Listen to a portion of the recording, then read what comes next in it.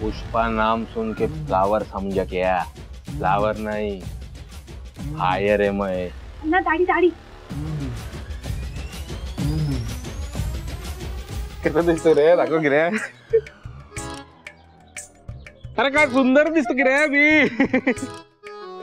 अण्णा सगळी फायरिंग झाली असेल तर मला जरा चहा मिळेल का? बनवलाय आता आनंद देतो की रे। अस्मिन ऐक ना, आपण पुष्पा 2 बघायला जायचं का? हाँ लेट्स गो, मुझे भी देखनी है।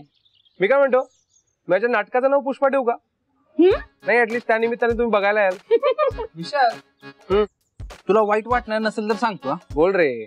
तुझं नाटक बघायला ना आम्ही 4-5 जणच येतो, आम्हीच टाळ्या वाजवतो, आम्हीच वावा करतो आणि जर तुम्हाला आम्हाला असा टोमना मारणार असशील ना तर मग ते 4-5 जण पण येणार नाहीत। हे बघ, जनजागृती घडवणं हे नाटकाचं काम असतं आणि आम्ही आमच्या नाटकातून चांगला माणूस घडवणं, चांगला समाज घडवणं याचा प्रयत्न करत असतो। तुमच्या पुष्पासारखं नाही। तुमचा पुष्पा अन्ना इतका फास्ट? नॉर्मल चाय देख के रेगुलर अन्ना समझा क्या? अरे अन्ना नहीं, पुष्पन्ना है मैं। चहा रोजचाच आहे ना? अरे अदरक वाला चाय रे, तोच बोला होतास ना? हाँ अरे पुष्पांना एवढ्या वर्षात माझं नाटक नाही बघायला आलं, रेड टुकार फिल्म लगेच बघून आलंस। ए बंगल सिनू, आज से तेरा उधारी बंद। वाह अन्ना, सॉरी जबरदस्त पुष्पा अन्ना। मंगल सिंह को सर्च कर। और विशाल कितना हिपोक्रेट है रे तू, जब खुद के नाटक के बारे में कोई कुछ बोला तो सुनता नहीं है तू, और किसी और के फिल्म को तुकार बोल दिया। वाह वाह। आणि पुष्पा 2 बघायला का नाही जायचं? जो पिक्चर समाज सुधारण्याचं काही योगदान देत नाही, उलट समाजाला बिघडवतो असा पिक्चर बनवणं आणि तो बघणं हे ऍज अ सिटीजन म्हणून योग्य नाहीये। असं माझं नाही, विशू सरांचं मत आहे। अच्छा, तो तुझे कैसे पता? मी मन कावडा आहे। हैं? अगं म्हणजे एनिमल पिक्चरच्या रिलीजच्या वेळेस सांगितलेलं त्याने मला।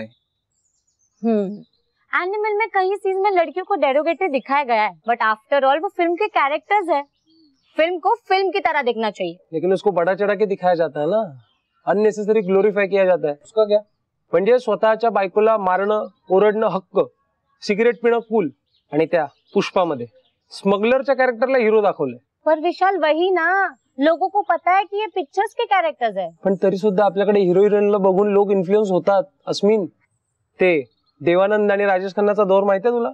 अमिताभचा ओरा, शाहरुखचे स्टारडम, सलमानची स्टाईल, अरे या लोकांचे शूज, कपडे, हेअरस्टाईल, इव्हन ब्रेसलेट सगळं फॉलो करतात लोक।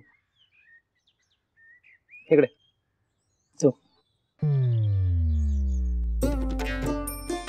त्या पुष्पांना बघ तुझ्या। ते परत माझ्यावर काय येतोस रे लेखणीच्या? अरे नाही रे, हे बघ मी तुला काही म्हणत नाहीये, मला एवढंच म्हणायचं आहे की चुकीच्या गोष्टी दाखवल्या तर लोक चुकीच्या प्रकारे इन्फ्लुएन्स होतात। आमच्यासारखे काम धंदा करणारे माणसांनी काय करायचं रे? जे तुम्हाला चहा बनवून देतात, तुमच्या त्या गब्बर गोष्टी ऐकतात, त्यांनी एंटरटेनमेंटच्या नावाखाली काय करायचं रे? ते किरणचं चित्र बघायचं। आणि किती छान आहे, आपण सगळं दुनियादारी विसरून त्या पिक्चरच्या दुनियेत हरवून जातो, त्या हिरो हिरोईन मध्ये आपण स्वतःला बघतो। टोटली एक्सेप्टेड आहे। बघ मी हे मान्यच करतो की फिल्म हे मनोरंजनाचं साधन आहे, पण मग अशाही काही घटना आहेत जिथे फिल्म मधून इन्स्पायर होऊन रिअल लाईफ मध्ये व्हायलन्स झालाय, गुंडागर्दी वाढली आहे, कूल बनायच्या नादात लोकांची व्यसनं सुरू झाली आहेत, त्याचं काय? आणि हे बघ, I don't want to sound cliche, but अशा फिल्म्समुळे न कळत का होईना मुलींकडे बघण्याचा दृष्टिकोन बदलतोय। ऍग्री विशाल, तू जे बोलतोय ना ते एकदम ऍग्री, पण जर तू म्हणतोय की पुष्पा हा पिक्चर बघून लोक गुंडा बनण्याचे चान्सेस आहेत, तर मग भगतसिंग हा पिक्चर बघून किती लोक भगतसिंग झाले? अरे यार ऑब्वियस आहे। हे बघ, निगेटिव्ह गोष्टींमध्ये लोक लगेच इन्फ्लुएन्स होतात, लगेच फॉलो करतात। अरे मग 3 इडियट्स, 12th फेल, तारे जमीन पर हे पॉझिटिव्ह फिल्म्स आहेत की लोक पॉझिटिव्हली इम्पॅक्ट झालेत ना। यू वो पॉइंट किरण, आफ्टर ऑल अपब्रिंगिंग ज्यादा मैटर करती है, जिस पे डिपेंड होता है कि हम कौन से मूवी से किस तरह इन्फ्लुएंस होते हैं। आणि आता अण्णा म्हणाला तसं की कोणाला कधी काय बघायचंय, म्हणजे कोणाला पिक्चर बघायचंय, कोणाला गाणी ऐकायची, कोणाला डान्स करायचा की डान्स बघायचाय, हा त्याचा पर्सनल मुद्दा आहे ना। असं तर सगळं सब्जेक्टिव्ह आहे। बरं ऐका ना, मला काय वाटतंय, मी उगाच सिनेमाचा विषय काढला, मी एकटीनेच बघून यायला पाहिजे होतं। काय मग मुद्दा लक्षात आला? अरे काय आला रे, मुद्दाच नव्हता.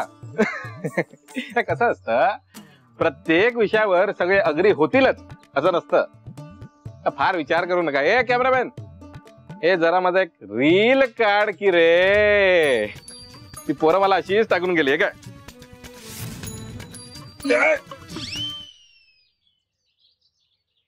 गिरेगा नहीं साला.